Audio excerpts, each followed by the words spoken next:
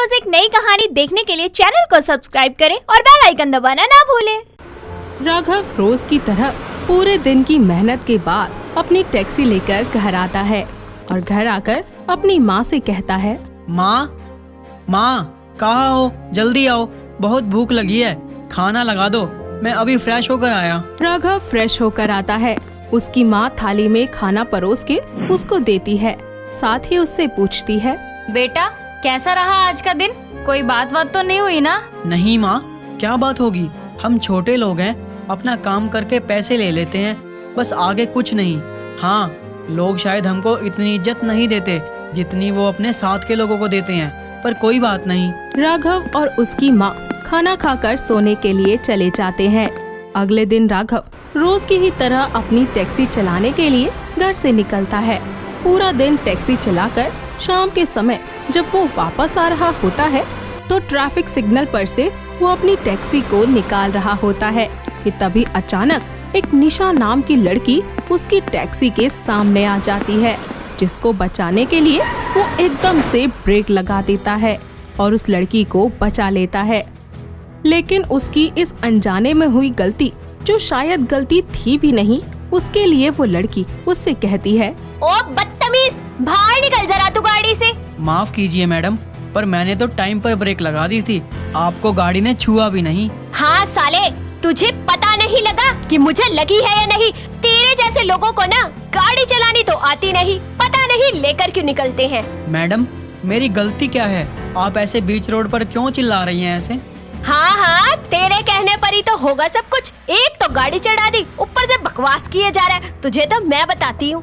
निशा राघव को बीच रोड पर मारने लगती है। सभी लोग वहाँ खड़े होकर तमाशा देखते हैं। उस बेकसूर टैक्सी ड्राइवर की मदद के लिए कोई भी आगे नहीं आता।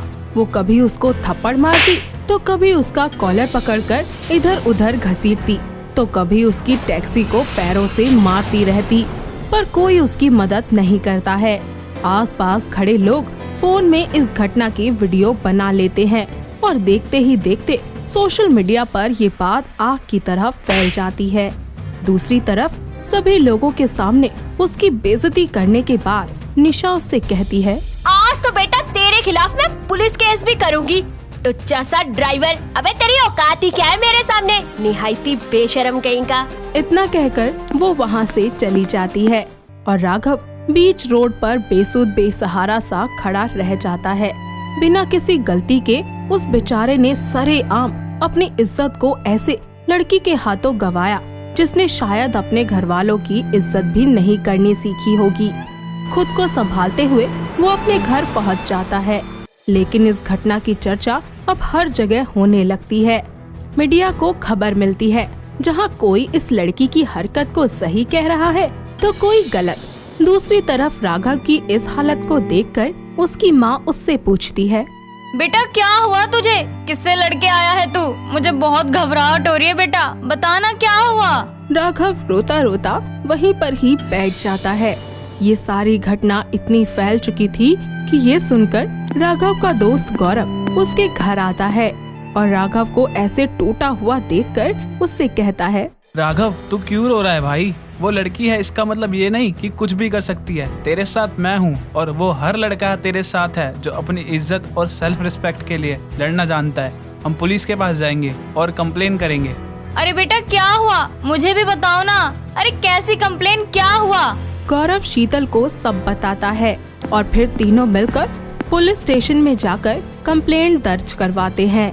पर उस लड़की की कंप्लेंट पहले ही दर्ज हो चुकी थी और पुलिस राघव को बिना सुने उसको वहां आने पर लॉकअप में बंद कर देती है। शीतल पुलिस वालों से इस हालत में बोलती है, साहब मेरे बेटे की कोई गलती नहीं है, उसे आप छोड़ दीजिए। पुलिस उसकी कोई बात नहीं सुनती। वहीं दूसरी तरफ निशा घर पहुंचती है, जहां उसकी दोस्त वर्षा आई होती है और निशा के आते ही वो उससे पूछती है, निशा यार ये तू क्या करके आई है? तेरी ये हरकत पूरे सोशल मीडिया पे छाई हुई है, इंस्टाग्राम, फेसबुक, सब जगह। सीरियसली? अब उस टैक्सी ड्राइवर जैसे बच्चे लोगों को सबक मिलेगा कि किसी लड़की से पंगा लेना ना कितना भारी पड़ सकता है। आखिरकार हम लड़कियां किसी से कम थोड़ी ना है। मैंने भी उसकी कंप्लेंट कर दी है पुलिस में, और देखना सबसे पहले पुलिस मेरी कंप्लेंट पर एक्शन लेगी। निशा की सारी बातें वहीं खड़ा हुआ उसका पिता अमन सुन रहा होता है, जिसने इस पूरी घटना के बारे में सारी जानकारी निकाल ली थी कि गलती आखिर है किसकी और किसको सजा मिली है। वो निशा के पास जाता है और उससे कहता है, वाह निशा वाह, एक आदमी को सरेआम बेइज्जत करके नारी शक्ति का बहुत सही उदाहरण दिया तुमने। तुम जैसी औरतें ही तुम्हारे हक के लिए बनाए कानून का गलत फायदा उठाती हो। आप मेरे पापा हो या उसके, उस 2 कौड़ी के टैक्सी ड्राइवर की साइड ले रही हो? तुम्हारा पिता होने से पहले एक आदमी हूँ, और इंसान की इज्जत उसकी हैसियत देख के नहीं करी जाती, समझी? उस 2 कौड़ी के इंसान की भी इज्जत है इस दुनिया में, जिसको तुम अपनी झूठी ईगो सेटिस्फेक्शन के चलते मिट्टी में मिला आई। अंकल सही कह रहे हैं निशा, तूने अपनी इज्जत को लोगों के सामने गिरा दिया, साथ ही और लड़कियों की भी। तेरी वजह से जो लड़कियां सही भी होती हैं उनको भी लोग गलत समझेंगे। शर्म आनी चाहिए तुझे अपनी इस हरकत पर। मुझे आप दोनों में से किसी की सलाह की जरूरत नहीं है, जा सकते हैं आप दोनों यहाँ से। निशा को उनका समझाना और भी ज्यादा गुस्सा दिलाता है और वो अपनी साइड से मीडिया वालों को बुलाकर झूठा स्टेटमेंट देती है कि उस टैक्सी ड्राइवर और उसके दोस्त ने मुझे मारा था और घसीटा था। पर घटना वाली वीडियो सभी लोगों के पास सोशल मीडिया के जरिए फैल जाती है। पुलिस स्टेशन में पुलिस भी वीडियो देखती है और तहकीकात करके पता लगाती है कि राघव की कोई गलती नहीं थी, जिसके बाद उसे छोड़ दिया जाता है और हर जगह राघव के सपोर्ट के लिए आवाज उठाई जाती है। राघव के इंटरव्यू के लिए एक सोहम नाम का रिपोर्टर आता है और उससे पूछता है, राघव जी, सारी घटना लोगों के सामने है, साथ ही आपको बेवजह जेल में भी घसीटा गया, तो क्या क्या सहा आपने, बताइए हमें। सर कुछ लाइंस मैं इस पूरी घटना को बताना चाहूँगा। वो ये है कि बीच चौराहे बेइज्जत हुआ, क्या मेरा आत्मसम्मान नहीं था? पलट के देता उत्तर मैं भी, पर दोनों के लिए कानून एक समान नहीं था। वो मारती गई, मैं सहता गया, क्या गलती है मेरी, यही कहता गया। वो क्रोध की आग में झुलस रही थी, नारी शक्ति का सहारा लेकर मचल रही थी। अगर कानून दोनों के लिए एक जैसा होता फिर बताता उसे आत्मसम्मान खोना कैसा होता। राघव जी, हम समझते हैं आपका दुख।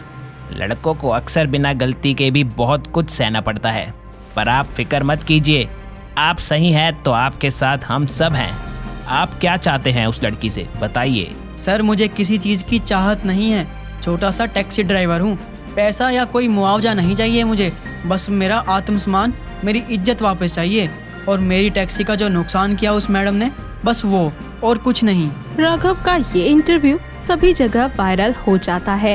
ये सारी न्यूज निशा घर बैठे देख रही होती है और टीवी बंद करके कहती है, माफी, और मैं नेवर एंड एवर उस तुच्छे से ड्राइवर से मैं कभी माफी ना मांगू। निशा, अब भी तुमको समझ नहीं आया कि तुम्हारी इस हरकत से चारों ओर तुम्हारी ही बेइज्जती हो रही है? अरे संभल जाओ, अभी भी वक्त है। चारों तरफ से लोगों की नफरत और अपने पिता के बोल निशा के दिलो दिमाग पर असर करने लगते हैं और वो अपनी गलती की माफी मांगने के लिए मीडिया को बुलाकर सभी के सामने राघव से माफी मांगती है। साथ ही उसको उसकी टैक्सी को तोड़ने का हर्जाना देने के लिए भी मिलने को कहती है। अगले दिन राघव अपने दोस्त के साथ वहां आता है और वो उसे पैसे देकर एक बार फिर से उससे माफी मांगती है, जिस पर राघव उससे कहता है, मैडम जी, लड़के भी आपकी तरह इज्जत चाहते हैं, उनकी भी भावनाएं होती हैं, बस यही गुजारिश है, आगे से अपने गुस्से को शांत करने के लिए किसी बेकसूर की इज्जत मत नीलाम करिएगा। राघव की इस बात से निशा का सर शर्मिंदगी से झुक जाता है, जिसके बाद वो कभी ऐसी गलती दोबारा नहीं दोहराती और राघव को भी उसकी खोई हुई इज्जत सबके सामने ही वापस मिल जाती है। इसी के साथ लोगों के सामने ये बात साफ हो जाती है कि लड़के भी लड़कियों के समान इज्जत के हकदार होते हैं और हर बार लड़के की ही गलती नहीं होती, कभी कभी लड़कियां भी गलत होती हैं। दोस्तों, अगर आपको ये कहानी पसंद आई तो इसे लाइक करें, शेयर करें और कमेंट करके बताएं कि कहानी में आपको सबसे अच्छा क्या लगा।